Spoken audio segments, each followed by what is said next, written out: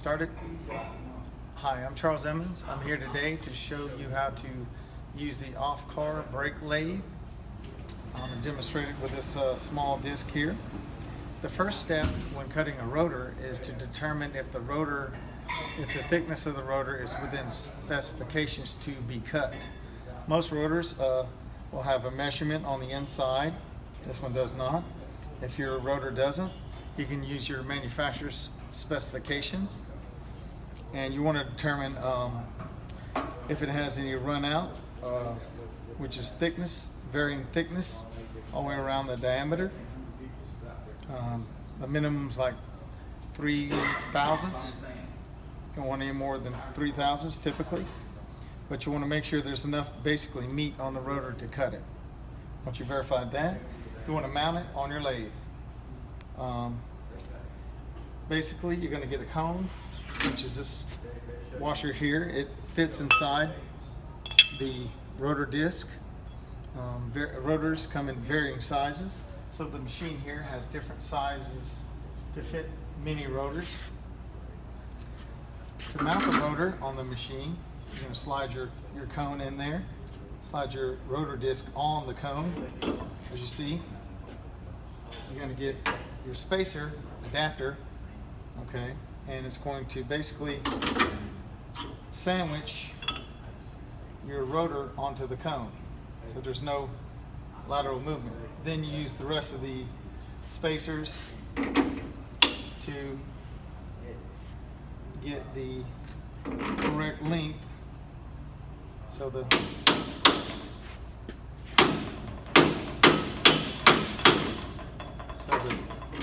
nut will fit on here. Okay. Oh, it's a left-handed nut. Okay. And you get your wrench and you tighten that down. All right. And your rotor is now secure on the machine. All right. The next part is to install your twin facing tool right here with your cutting heads right here and right here. You might want to get a shot of the cutting heads. These are your two dual cutting heads, and they're going to be cutting each side of your rotor. All right. You mount your twin facing tool on here. You want to center it on your disc, your rotor. All right. There are some adjustments you can make. You want your rotor closest to the machine as you can just about get. This knob here adjusts the rotor in and out, as you can see, and you use that to center up your rotor and your cutting head. All right. Once you find your correct, once you get it where you want it, you can tighten it down using this red knob here. All right. Next part is your twin facing tool here. All right. You have two knobs here that direct the cutting heads on the disc, and you have a knob here that takes this whole cutting head and moves it inboard. What you need to do first is your scratch test. You want to take these cutting heads and gently scratch the disc 360 all the way around the disc, the rotor disc. You do that by bringing it in approximately halfway on the rotor, and then as the rotor's turning, you bring these in to where they're barely scratching and make a faint scratching noise. As you can see, these rotors, they move in. All right, and you want to barely scratch it, but you want to make sure you can stop the machine at that point and verify that they are indeed making a 360 cut on the rotor. Sometimes rotors are have a little bit lateral play and they won't make a whole cut. But once you scratch it, you want to bring it in for the purpose of this demonstration. You want to bring it in all the way to the center. As you see a little rusty area right there where you're going to bring it. Okay, at this point it's still making contact with the rotor, still scratching. After that, after you're to the center, you want to, this part of the knob actually turns the head to cut it. This part here is the measurement dial.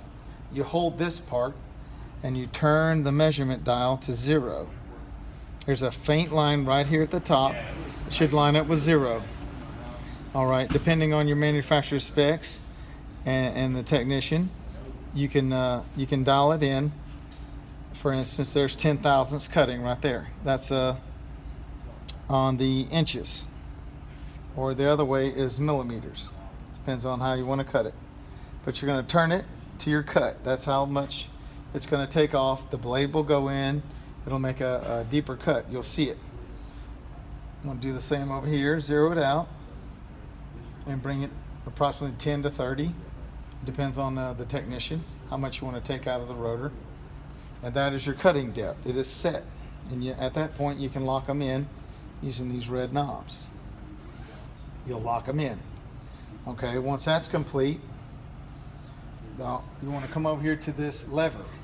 Okay, the lever lifts up, and towards you is a fast cut, a rough cut, a fast rough cut. After you do that, you stop, look at it. If it's to your liking, you can bring it back and do a slow cut. All right, that's for a finished slow cut. Out there. Also, the machine comes with light if you want to help look at it.